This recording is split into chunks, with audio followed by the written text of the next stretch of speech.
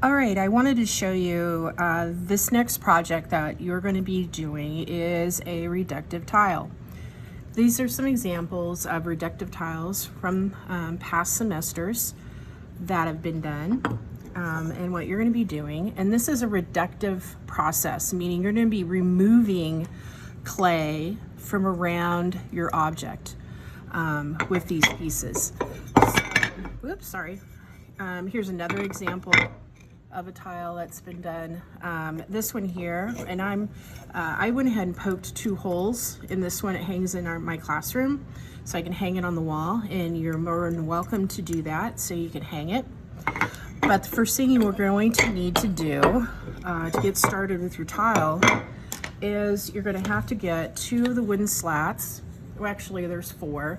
They're taped on the ends. Some of them are not. They just need to be the same size wooden slats. You're going to need this extra thickness to be able to remove clay. So if you look at my tile I've already cut out, you see it's the same thickness of these wooden slats. So get your canvas, your rolling pin, and 2 wooden slats, roll it out until you get this exact perfect thickness.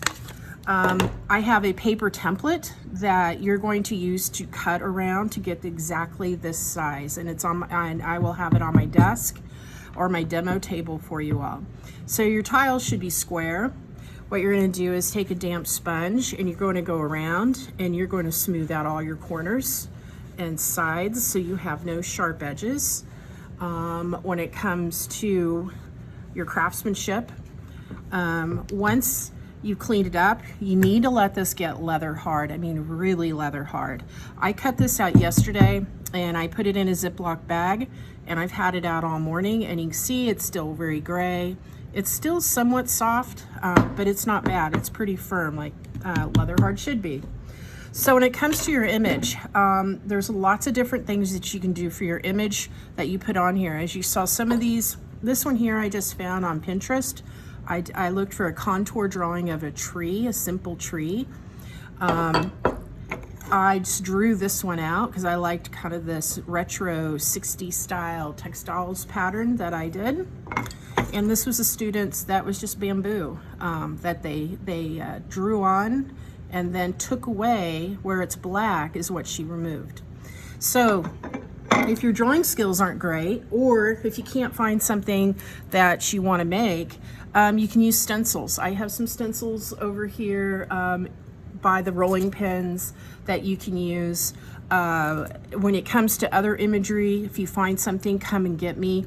You'll just print it off and you'll just lay it on top of your clay, and you'll just either make tiny little holes through the paper and it leaves the impression all on your clay surface. So the first thing I'm going to suggest that you do is that you put somewhat of a frame around your tile design. So that's a partial frame that's around the tree. And then this one right here, I did a full frame around it. So to do that, all you're going to do is get a straight edge ruler, get your needle tool. I kind of go in maybe not quite 1/2 inch. And I'm just going to make a little line. Stop, just like that. And I'm going to do it on the other side. I'm kind of eyeballing my lines, make sure they're straight. And I find that when you put a frame on your tile, it looks better along this perimeter edge. I did not frame this one, and I kind of don't like the edges. It looks kind of rough. And it just didn't look as well, didn't look as nice. This one here, I really liked the frame for the tree that I did. And so once I have this drawn on, and I'm just kind of eyeballing, if you're a perfectionist, you can measure. I'm going in 1/2 inch with my line. I don't know how I did that, but I guessed right. And just draw it in, whoops, that was not good. Draw it in lightly. And where I screwed up, I can just take my finger and smooth that out. So now I have my frame drawn on. I'm going to use a template, a stencil, and I'm going to do part of this flower. So I'm going to pull it off the edge a little bit of my frame, and I'm only going to trace I'm just using my needle tool, and I'm not going to put all these petals in, just every other one, and I'm not going outside my frame.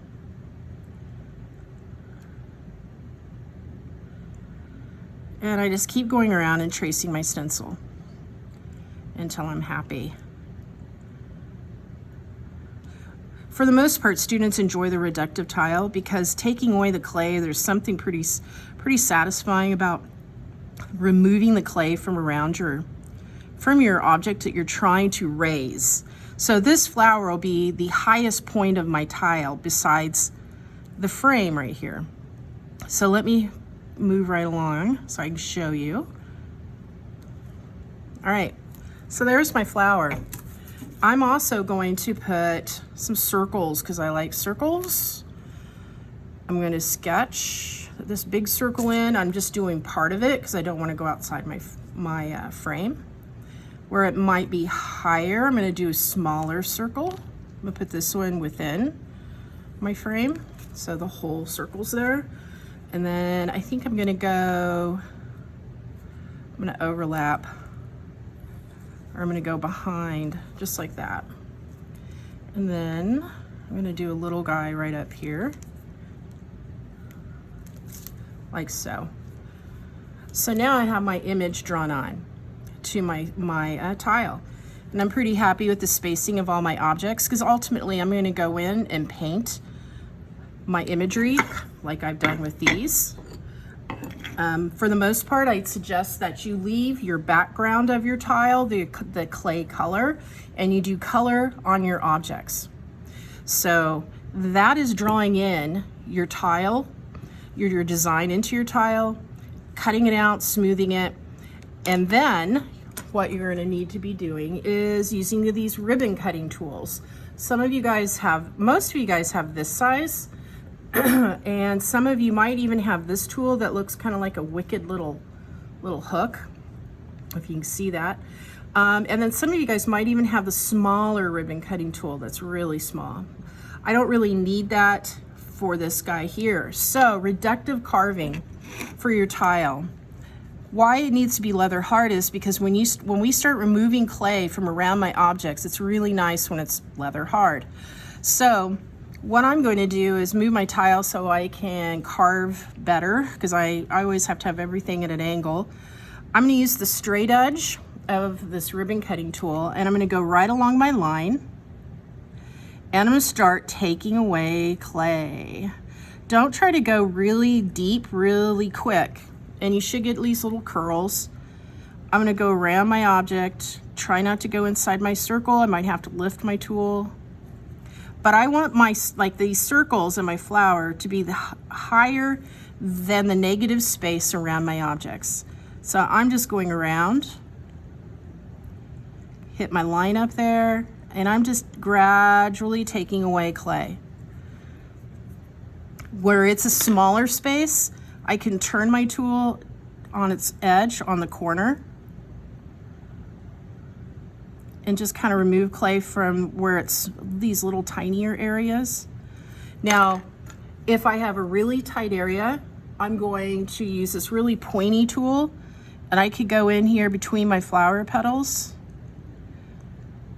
and I'm going to remove the clay from right in there for my flower petals. And I want my petal to be higher than my background, of course. If it's a bigger space, I can turn my tool on just this corner edge and just remove that clay. Now the texture, sometimes students don't like the texture that's that they're carving away. I quite like the texture.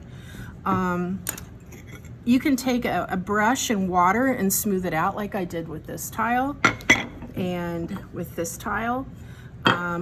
But take your time when it comes to carving. Don't try to take those, like I said, big chunks away at a time.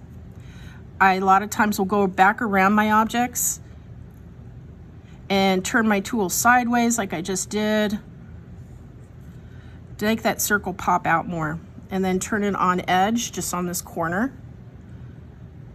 And gradually go around. Okay? So reductive carving, this is reductive carving. When I'm all done, my circles will be higher, my flower petals in the center will be higher, and then I'll be ready for color.